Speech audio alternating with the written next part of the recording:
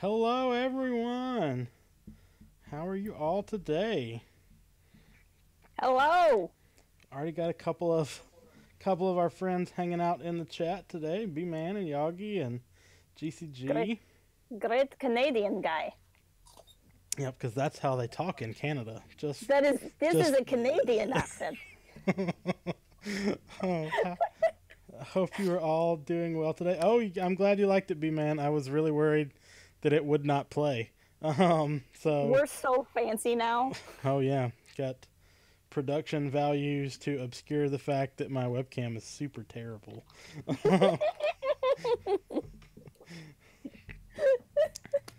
um, just since I'm curious, could you hear the music over that too? I wasn't sure if it was playing the music because I could not hear it. But hopefully that worked. Um, but we're glad you are all here with us today for Streamcast. What is this? 29. This is 29. 29, almost That's at 30. Good, the music worked too. But we are here today to start what is going to be a very long project. Oh man. But we are committed to it, and hopefully you are too. Otherwise, this is going to get really awkward eventually because we're going to be talking about stuff that like nobody cares about, which is probably the case anyway. I don't know, but I mean, I did a lot of jokes about the World Cup, and I'm pretty sure nobody cared about that. I don't know. I mean, I clipped it, so there you go. But we are going to start our first of what will be several different many. streamcasts and other videos talking about the new Jedi Order series. And if you don't know what this is, excuse me, I got kind of caught up there. I put out a sort of introductory video to the NJO earlier. But the new Jedi Order, the NJO, is what that is if you don't know, is a 19 book series.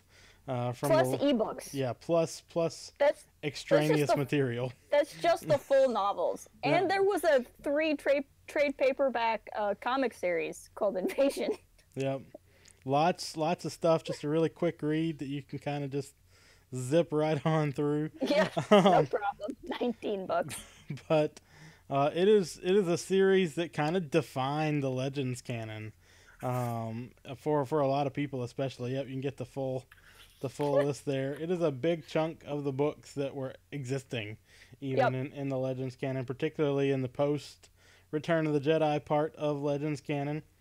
And just as a kind of intro to this, I know we've kind of talked about it a little bit in other places, but I read the whole series, starting with Star by Star, the 7th or 8th book. Oh, I think it's 8. I think it's like the midpoint. So starting with Star by Star, which I think is the 8th book. I read them it's 9. as it's 9. Well, 9. There you go. So with the 9th book, I read them as they were coming out, and I caught up on the other ones. I was getting them from my library at the time, but I was reading those as they were coming out. So I have read the whole series, but Jess, you have not. How far did you get into the series? I made it to Dark Journey, which I guess would be the 10th book, because that's the book after Star by Star. Yeah. And I didn't. I don't want people to mistake. I didn't. This is a double negative. I didn't not finish, because I wasn't enjoying the books. I never finished because I went to college and forgot how to read for 4 years. That happens. That's all it was. And then by the time I was out of college and had time to read again, I didn't remember enough to keep going. I'm like, do I really want to reread 10 books? And then just time got away from me. But now that we're doing this, and we've had a lot of success at, well, at least by our standard success at talking about this kind of stuff, I knew that it was one of your favorites, if not your favorite part of at least Legends canon. And I thought, why not? If I had a reading partner, I might actually finish the series this time. Right, yeah. But I'm excited about this. It is something that I enjoy, as you say. but it's also something that I've not read in a long time. So I've not read those books since they came out, and I've not ever reread any of them. So all of this I've read one time, and that one time was 20 years ago. Right. So, like, it was just the other day I saw that the last book, The Unifying Force, had its 15th anniversary. So it has Yeah. been a long time since I've read any of this. So at least 15 years for the last book, and longer than that for the ones that came before. Yeah. And I know that's kind of one of the things we wanted to talk about. Maybe we can kind of start with this. Is I was surprised with how much I remembered and how much I did not remember. Yes. So, like, there are people, and some of you in the chat may be these people, that know these books inside and out and have all of, like, the details of Legends canon memorized and can recite them. For me, at least, that's not how I am with the NJO. I remember broad strokes. I remember the overarching kind of story plot points, and not details, and specifically not details about what happens in what book. Right. So, like, I knew kind of the big thing that happens in this book, or the two or three big things that happen in this book, but that was about it for me in terms of specifics. What did you remember of this book, or how much of it do you feel like you remembered before you reread it? Oddly enough, how you described feeling with this book is how I feel about all of the other books that I read. Oddly enough, I have very little memory of Dark Journey, actually, which was the last one I read. Ironically, the one that I read the most recently, I suppose. But this book, I feel like I remembered a lot of this book. Yeah. And, you know, right now thinking about the Dark Tide duology, which is the next two books and that sort of thing, I don't necessarily remember that much. But this one, I remembered the first chapter. I remember that it was Mara and Jaina and Leia, and there was a Jedi that, like, got caught up in the space battle and, like, these Civil War worlds. There were little things I didn't really remember. I didn't remember everything. We can explain some of this stuff if I'm saying stuff that no one knows what I'm talking about. But, like, there was this whole thing on this scientific outpost called Belkadan that I didn't really remember any of that. And what goes on with Leia in the new Senate, I didn't remember. I remembered very little about the Solo kids, but, like, anything, like the first third of the book, I kind of really remembered. Although, oddly enough, I think I can explain that. I have a sticky note in here, a couple of pages in, that I can only assume meant I actually started rereading this a couple years back and don't even remember starting to reread it. But maybe that's why I remember the beginning of the book so well. That reminds me, I've checked books out of my university library for my research before, and started reading. You know, there'll be sometimes notes in the margins in, like, university library books. And I've done that and realized that was my handwriting. And I've read this book enough to have notated it and not remembered that I read it. So so Fat Batman says he's not read any of these books, and Neil says that he's not read them since they came out. So if you have no idea, again, Lobot should be giving you a link to this eventually, but you can just go on our channel and see the video that we dropped this morning that kind of catches you up on the state of the galaxy. But Vector Prime, the first novel in the NJO, takes place 20 years after Return of the Jedi, 25 years after the Battle of Yavin. Yeah, more give or take a little bit of time. Yeah. But the big story of this novel, which is the big story of the series, is that there is an invading force from outside of the galaxy. So this is kind of our characters learning about the Yuuzhan Vong, and kind of what they are capable of. And the Vong, if you don't know who the Vong are, they kind of get introduced really quickly in this book, which is something we want to talk about too. But they are a species that, because they're from outside of our galaxy for some reason, that you don't really get in Vector Prime, they are completely absent in the Force. Like, if you're a Force user, you cannot detect them or interact with them in Force ways. And they don't like technology. They think technology, like they have, like, religious abhorrence of technology, because to them it's unnatural. So all of like their ships and devices and weapons are all organic, and they grow them from like different biologically engineered species. They fly through outer space in space coral, basically. Yep. That they grow. And it sounds dumb when you say it out loud like that. Like flying space coral, but it's really cool, I promise. In context. And another thing about the Vong is that they are a warrior species that like values that kind of, almost like if you're into Star Trek too, almost like Klingon in a way, like values honor and fighting in this way and honorable deaths in combat. Well, no, not quite the Amish, in that they are incredibly violent and like self-mutilate themselves as signs of their strength and courage. So if there's where the Empire had like emblems that you would wear, they would like carve out an eye and replace it with like coral eyes, basically. Yeah. So Vector Prime is mostly our characters and the galaxy learning about this initial invasion and dealing with it and some of the like early invading forces, and like they're not even just trying to invade, they're like disrupting the politics of the New Republic as a prelude to their invasion even. So that's part of the story. And that's kind of the scene. And we get into that really quickly. That was something that I think both you and I were surprised by, was how quickly and how deeply we were kind of informed about the Vong and what they were doing and what their goal was. Like all of that happens in chapter 2. Like it lays it out in detail very quickly. What did you think about that?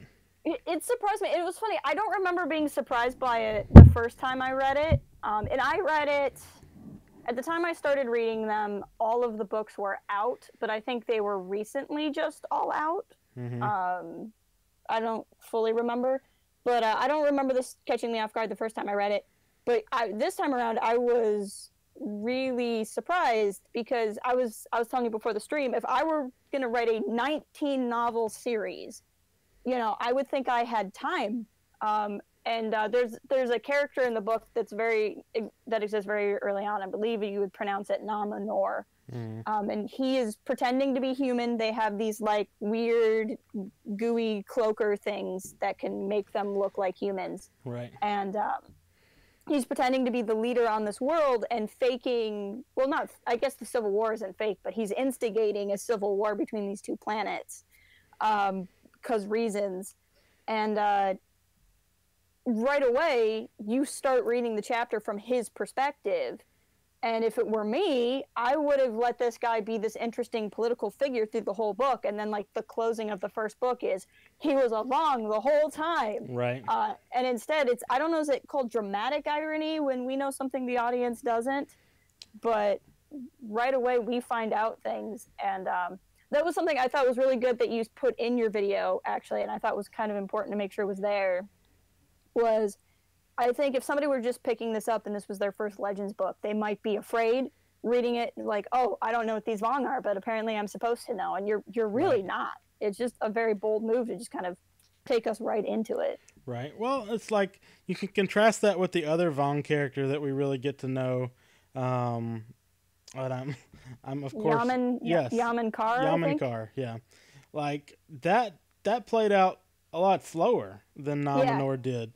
And like even when we knew that he was a Vong, like the reveal of that was over time, and like the whole idea, because he was the one that started what happened on Belkadan, and like we don't really know what that's about even into the second book a little bit, where you really start to get a sense of what exactly he was doing on that planet, and that's so different than those first couple of Vong chapters where they're trying to start that civil war. Like that's very upfront and like you just jump into it really quickly. And I remember as I was reading Vector Prime, for this, I was surprised by just how quickly you got into it like that. And Neil, sure. I really like the point of view chapters from the Vong too. I like being able to see a lot of it. I think I was just surprised how quickly that happened. Yeah, that they went into that, and maybe, maybe that logic makes sense. Or my gut instinct would be let it be a slow burn. But I really wasn't paying attention when these were launched. I wasn't reading Star Wars books yet, so I don't know if they promised this as a 19-book series. I don't know if they knew how long it was going to be.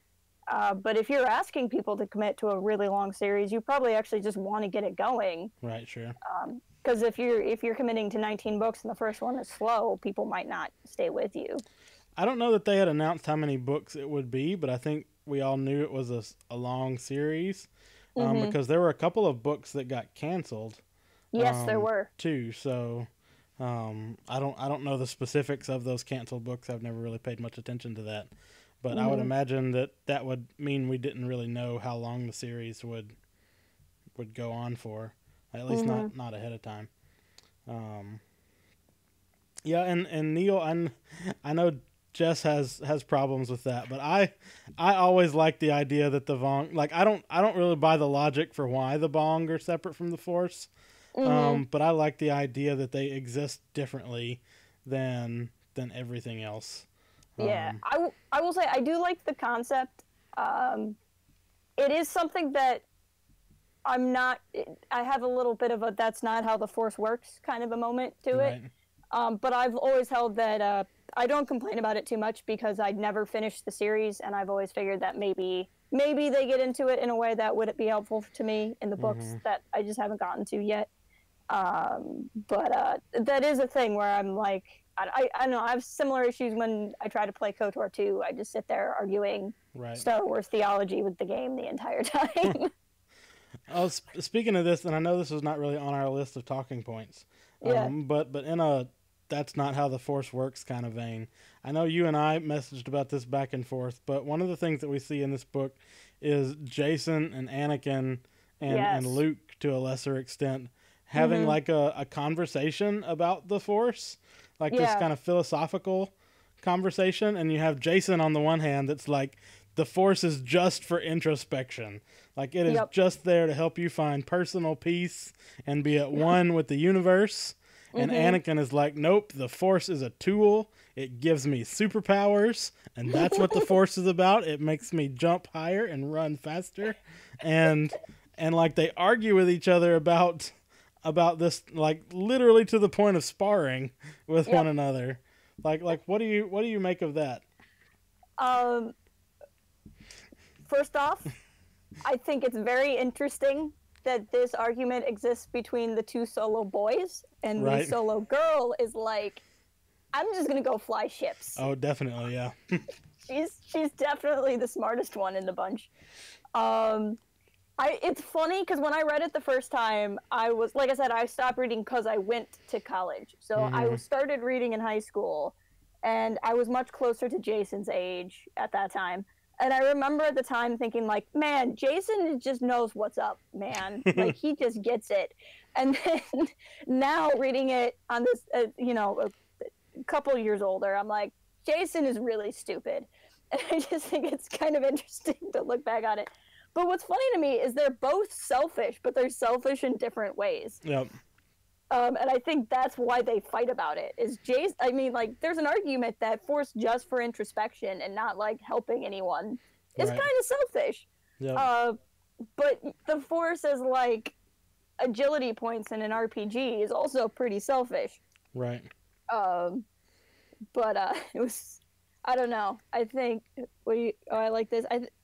Great Canadian Guy says, I think Anakin won the debate by forcing his opponent to use the Force to defend himself. Oh, I mean, you're probably not wrong there. Yeah. But what I think is funny is towards the end of the book, they like the three Solo kids like mind meld, and they can they all share the Force between each other, and then they become like this super flying squadron. Right. And Jason is like, I never knew you could use the Force to like connect with my siblings. Yeah.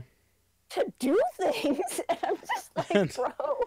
And Anakin at the same time is like, wow, I could have done that a whole lot better if I'd spent more time like meditating. You're right. Which underscores something to me that the book never really says explicitly. Like the answer to this dispute is yes. Right, yeah. like yes, the Force is for introspection, and yes, the Force gives you superpowers. Like how do I understand the Force better than you do, person who has studied at the Jedi Academy? like it's not a either or kind of thing. Yeah, that's exactly right. Exactly. Yep. It's exactly both of those things. And I feel like, the point you were making about Jaina too.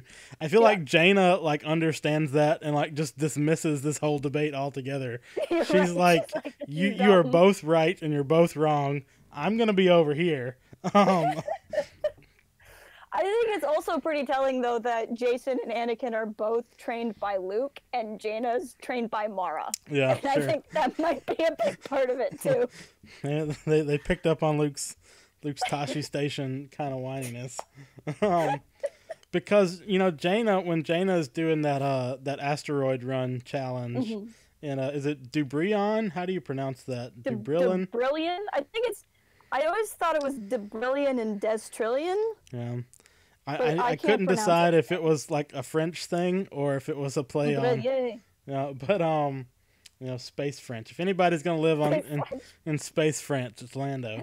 But La Space French. But like we see Jaina do that. Like Jaina is using the Force to give her special piloting abilities, but she goes into this like meditative trance to do it. Yep. And so you have like this literal like example of doing both, and they still like don't get it. If you don't know what we're talking about, Bird Brains, again, I'll I like that GCG. But I will encourage you. There's a video we dropped this morning that will explain some of what we're talking about.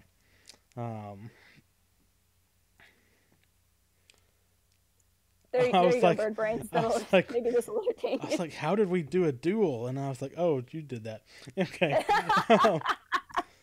Hey, boss. Welcome. We're talking about Vector Prime today. We're so professional right now, like always. I'm just having fun. Yeah, I was literally asleep half an hour ago. So,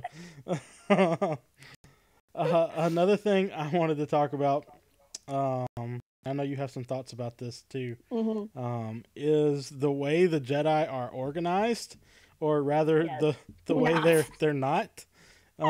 Because the Jedi Order at the time, so there's like a little over 100 Jedi in the galaxy at this point. So Luke's been busy in 20 years recruiting, but they don't have a Jedi Council, and that's one of the big kind of plot points of this novel is do we restart the Jedi Council? So we've already got a Jedi Academy that's training like a new crop of Jedi, and they're already kind of going back to that like master apprentice kind of thing a little bit, but they don't have any kind of governing council, and as a result, all of the Jedi that are like knights or above just have the ability to go in the galaxy and kind of do what they want and enforce their own kind of form of vigilante justice. And I have a lot of thoughts about this, but that just is it me, or is that not very Jedi? Yeah, it seems odd to me, in that I feel like,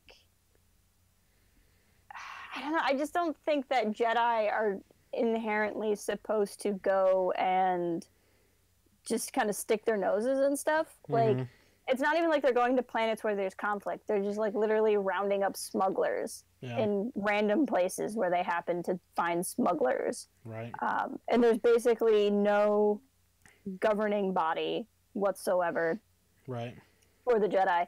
And this is one of the things you and I were talking about, is it's almost the exact opposite, or it is the exact opposite, but it's almost like the kind of alternate worse extreme to what we see from the Jedi in the prequel era. Right. Where the Jedi are too ingrained into galactic politics, and I don't even think they're allowed to do anything really without Senate approval Right. or at least nothing major without Senate approval, which kind of forces the Jedi to have the morality of the Republic, Mm-hmm. which is how the Jedi got caught in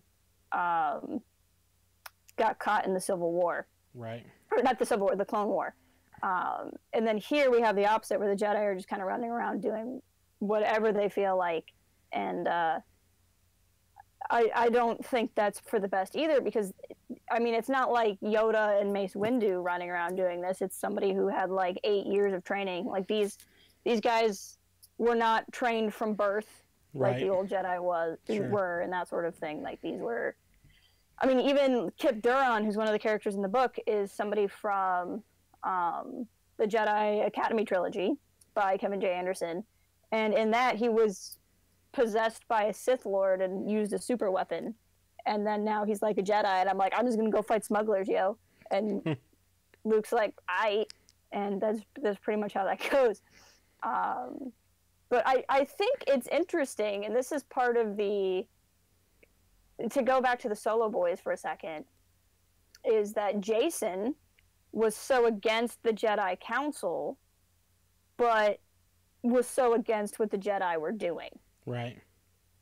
And Anakin wanted the Jedi Council, but liked what the Jedi were doing. And I thought, to me, that's just kind of telling about how neither one of them have really thought through Right. what they believe in and why. I mean, and I guess at least for Jason, there is consistency to it because of how he thinks about the Force. Like, because it's personal to him, he thinks it's like, we don't need a council because what I do with the Force is my business. But also involving myself in this way is misusing the Force, because the Force is here to make me a better person, not for me to help the galaxy be better. Right. And so like there is some consistency to that for me, but no, there are definitely contradictions there as well. And there again, Jaina is off just being awesome. Yeah, right. She's like, I got this. It's fine. Like I don't understand. Like she has in the second book, which I'm still reading right now. You know, she gets into some stuff where she's trying to sort out like living in her mother's shadow a little bit. But on top of that, it's kind of different. I don't know why the bot's not working.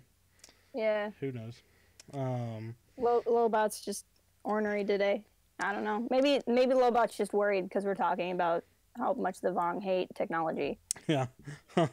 Another thing that I wanted to talk about, and this is kind of the, if you've not read Vector Prime, this is kind of the spoiler. This is the spoiler. Yeah. So this is the big one. But Vector Prime is almost like the first Legends book that really raises the stakes. Yep. Because, you know, like we've talked before about how, you know, in Star Wars, all the main characters have plot armor. You know, they're going to, like, it was a Family Guy joke. Like, nothing bad's going to happen because we got 4 or 5 of the main characters here. Like, nothing bad can happen. But that changes in Vector Prime because Chewie dies. Like, he's on a planet, Cern Piddle, and they are trying to. It's a Vong trap, more or less. The Vong are using a gravity generator to pull a moon into the planet, and Chewbacca dies trying to help people evacuate. He literally gets crushed by a moon falling into a planet.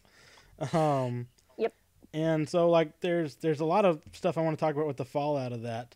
But at the end of Vector Prime ends with Han giving, like, a soliloquy to the audience, more or less. Like if it was a play, this would be a turn to audience, or like almost a House of Cards turn to camera monologue, break the fourth wall kind of thing.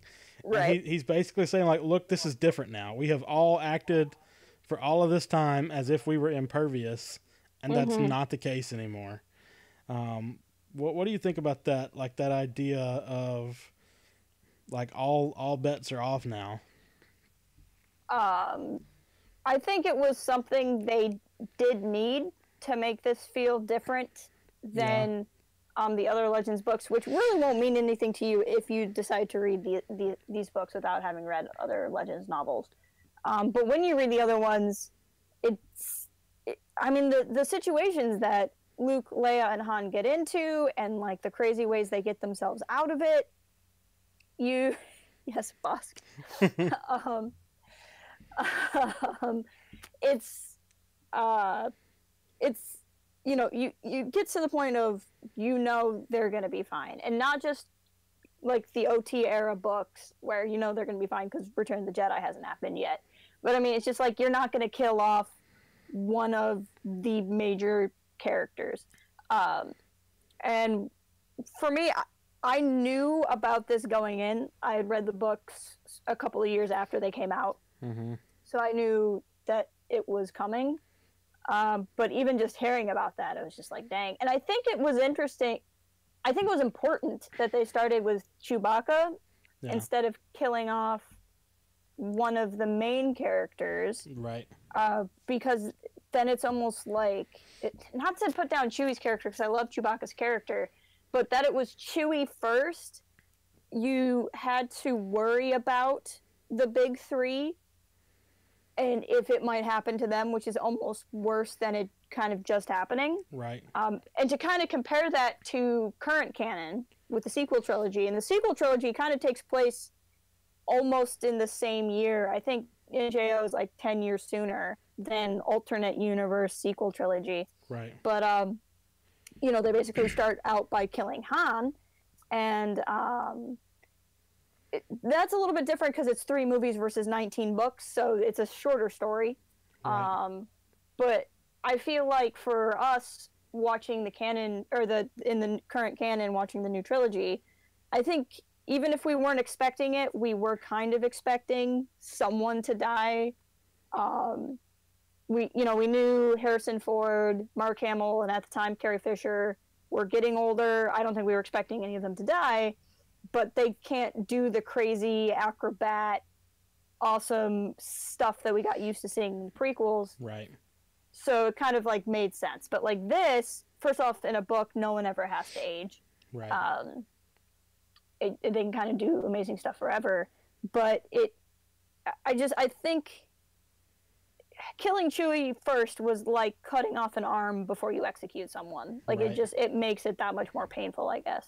Well, and I think even in ways that Han didn't articulate, like Chewie was always, to me anyway, and you made a video kind of along these lines, too, that's personal to us in different ways. But like Chewie was like the moral compass in a lot of ways, especially for Han, that kind of kept him from going too far to one side or the other. And Chewie was the one that protected everybody else. Yes. Like, and that's something you don't get in Vector Prime.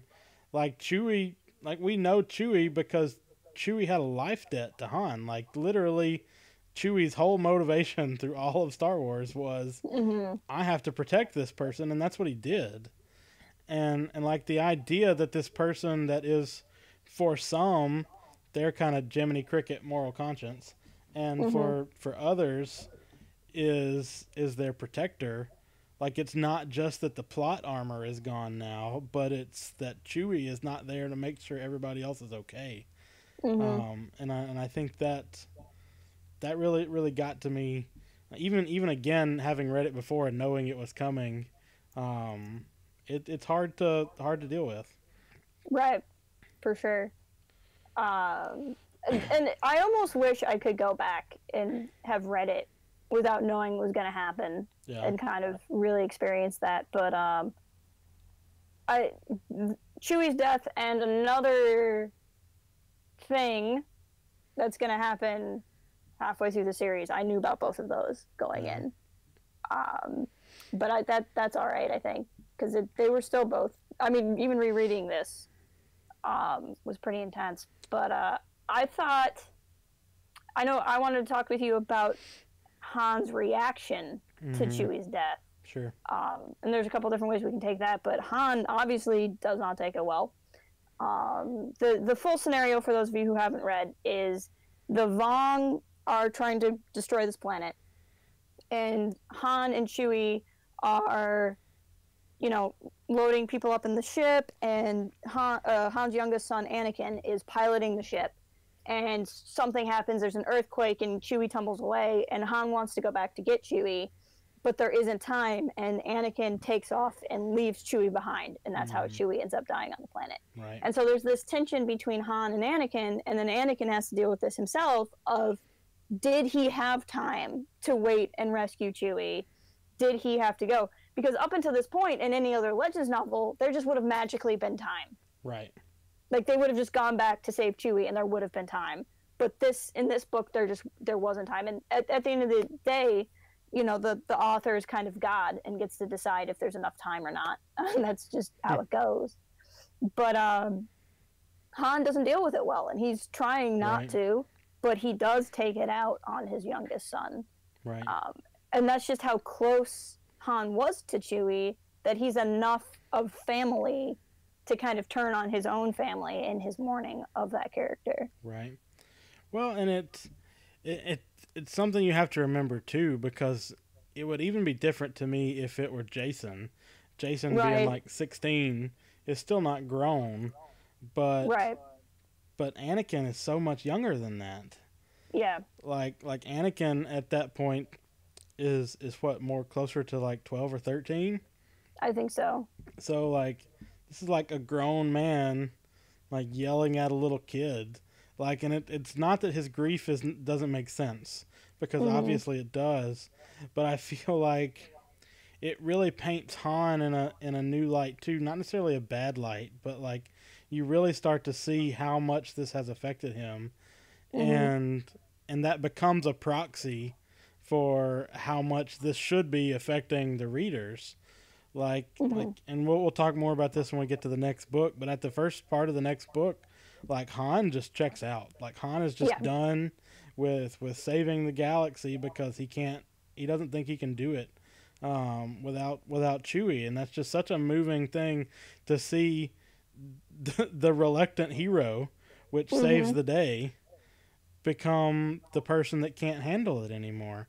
And it really raises questions, you know, and maybe this is reading too much into it, I don't know, but it raises questions for me about, you know, like, what are the things I rely on, and who are the people I rely on, and could I be the hero without those people? And it's a hard question to ask, and a harder one to answer. And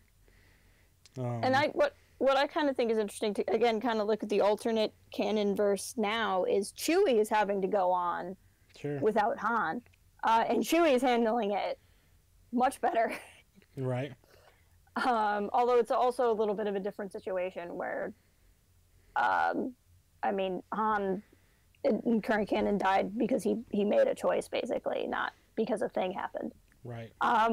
But to kind of compare that to that as well, I was kind of talking to you about this before, is if you look at current canon, it's Luke Skywalker that goes through this traumatic experience. It's a different kind of traumatic experience, but goes through a traumatic experience, and he's the one that's like, I can't do this. I can't be a hero for the galaxy anymore.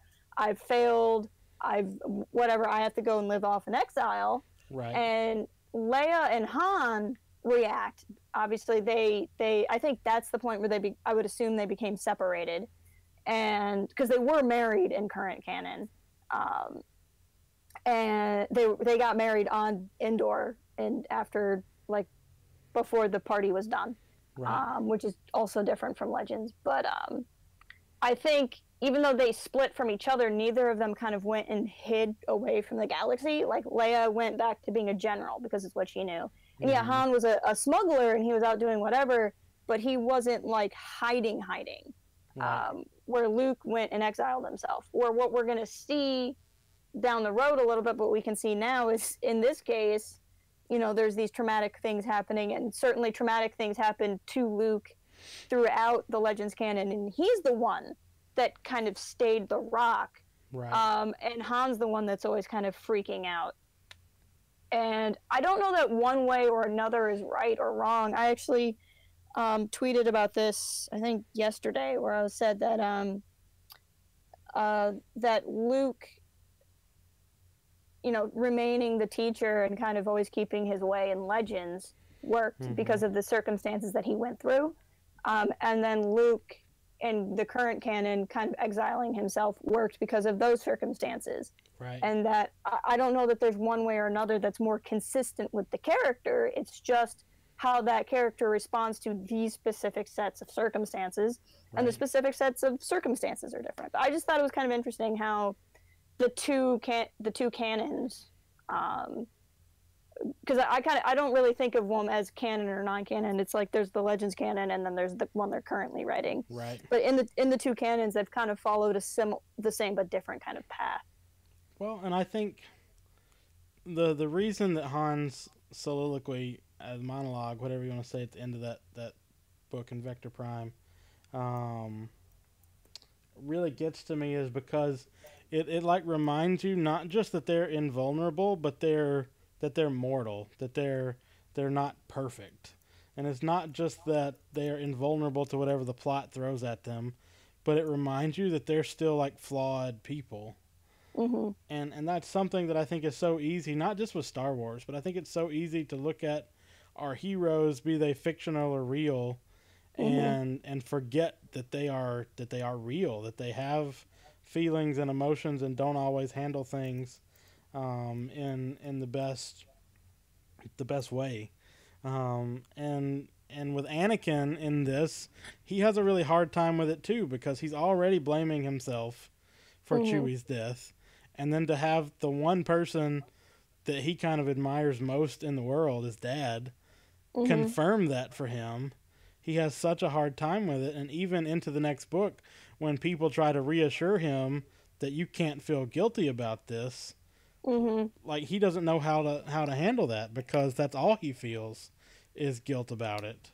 And to see our heroes in these books wrestling not just with an invading species or the Empire or super weapons, but with like real emotions, like that's not something we get a lot in kind of sci-fi fantasy books like this, particularly in Star Wars. Like Star Wars is the adventure, and it's not so much the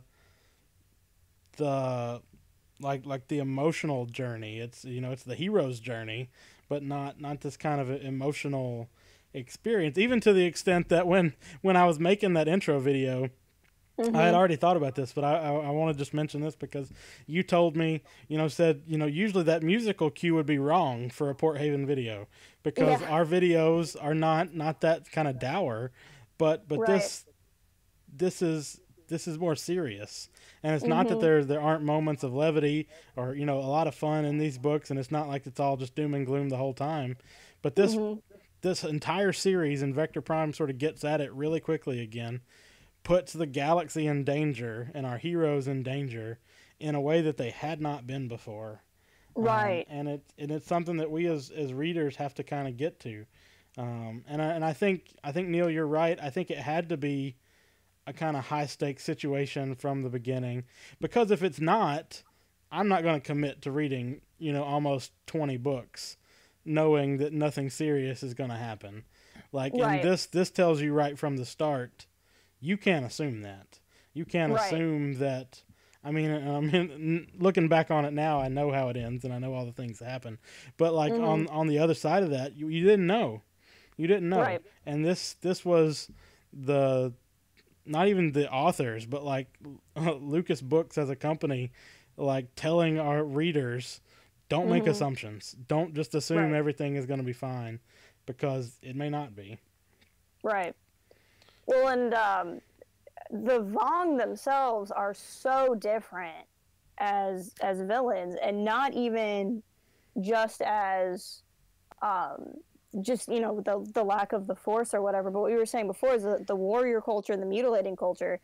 Neil put something in there in the chat that we might have seen in the first book, that they don't call it by name the first book, but I distinctly remember it every typed it. It's the embrace of pain, right?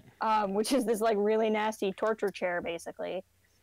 And for the Vong, the more pain you feel, the more closer to like their gods you are. Right.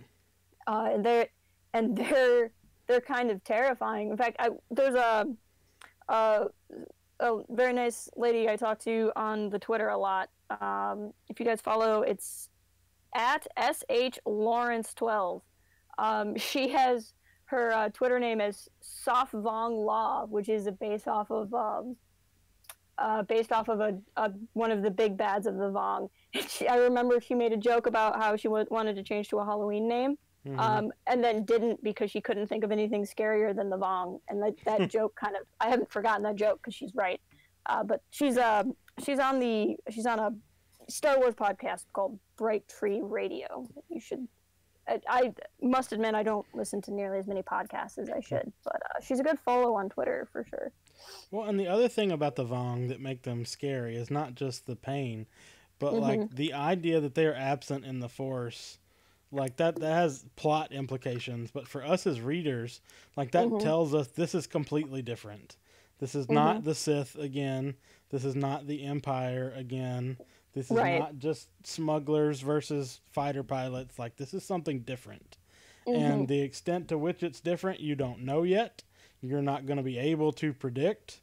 And you're not going to be able to, like, because every time there's a super weapon, the super weapon's going to be destroyed. Like, you know how that story plays out. And this is the creators saying, this is not... Like, you can't assume that. Like, that's right. None of the rules you know about Star Wars apply anymore, at least as far as the Vong are involved. And that's scary, apart from like their asceticism and shunning of technology and embracing of pain, both literally and metaphorically. Like, that's just so different than anything that exists in Star Wars, and that's one of the reasons why I like it. Like, don't get me wrong, I love the Jedi Sith, tensions. I love the Empire versus the Republic and the Rebellion, but this is so different, and it's intentionally different in a way that just really, really works for me. For sure. And I think that, really, to anybody who complains that all the Star Wars villains are the same, you just really never read the new Jedi Order then, I think. Right. And it's just kind of crazy how a lot of these things happen, because like even at the end of the book, they're like fighting with the Imperial Remnant, because that's how big of a problem this becomes. Right. And I think what's even different is at the end of the book, the book kind of has a semi-happy ending where they fight off what's called I don't know how you pronounce it. Is it Praetorian Vong? Yeah. And the Praetorian Vong are the scouts. They're the first wave, and the New Republic almost loses to the scouts. Right. But the Republic doesn't know that they're just the scouts. And then that's where the title "The Dark Tide" comes in, is the real armies coming through. It's kind of like if you watch the Avengers, and there's the first wave of the Chitauri, and you spend like 15 minutes fighting the first wave of the Chitauri, and you're like, they kill the giant space worm, and then like all of a sudden it's 5 giant space worms and even more aliens, and they're like, oh snap, now what do we do? Yeah. It's like that, only over several books. Right. Hello, Nolan. Welcome. There was something else I was going to say about with the Vong too, and thinking about that kind of wave after wave. Like, they're not just an invading force either. Like, their goal is to remake the galaxy into something that will support them. Like, and that's what's going on Belkadan, is they are terraforming this planet so that they can grow the things they need to survive and the things they need to conquer. So like, this is not even like a war about resources for them.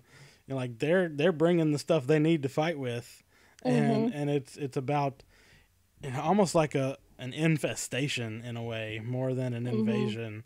And that's, I don't know, I've always liked that too, as kind of a different type of thing.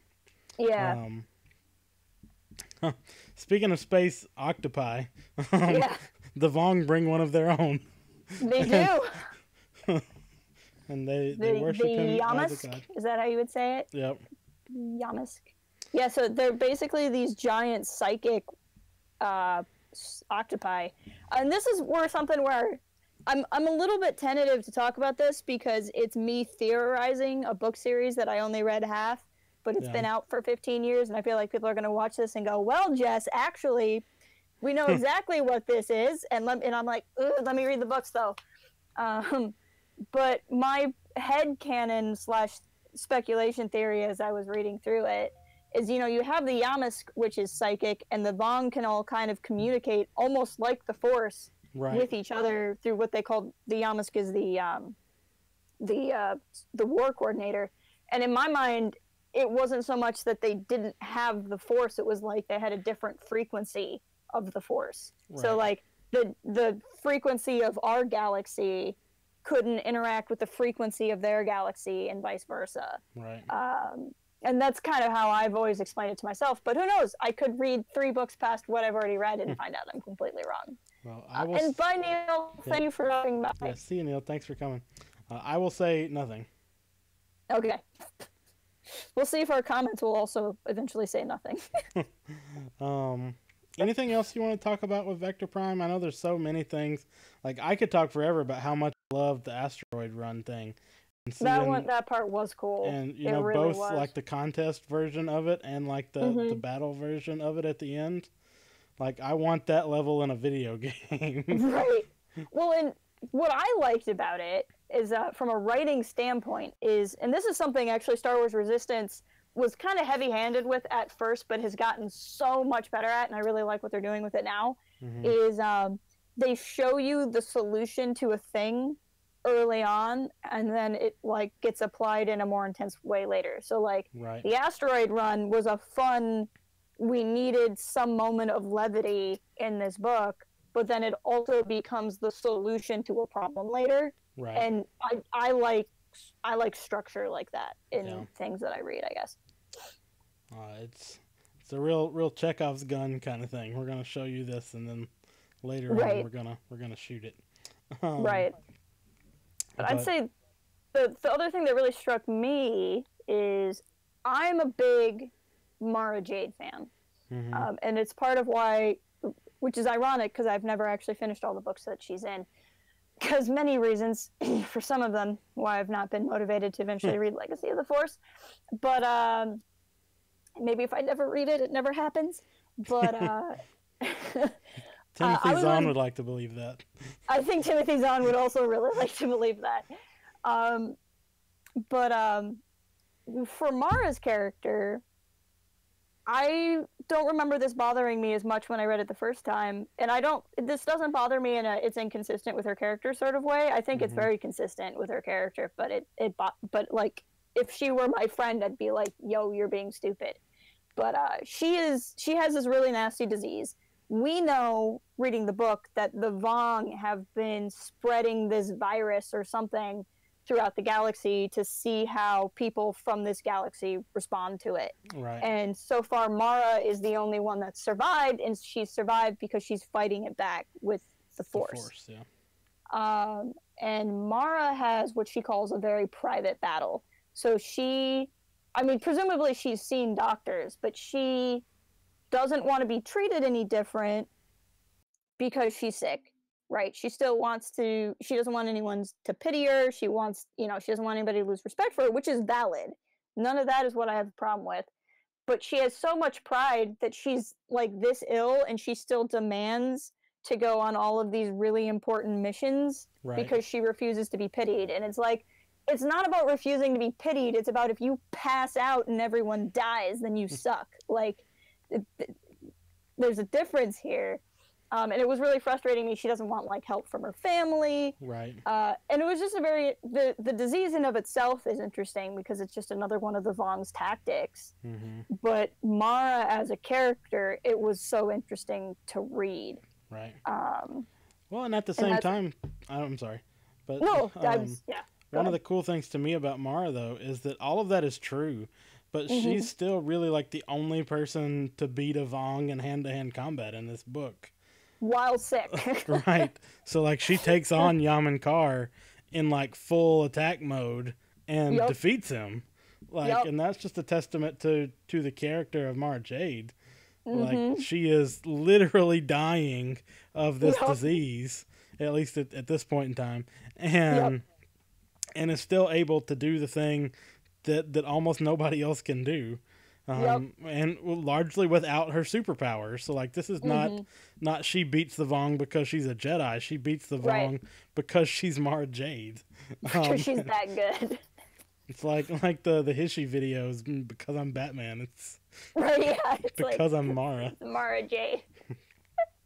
And Mara, I've always loved the character of Mara. I probably won't reread it anytime soon because I've just committed to reading 19 novels.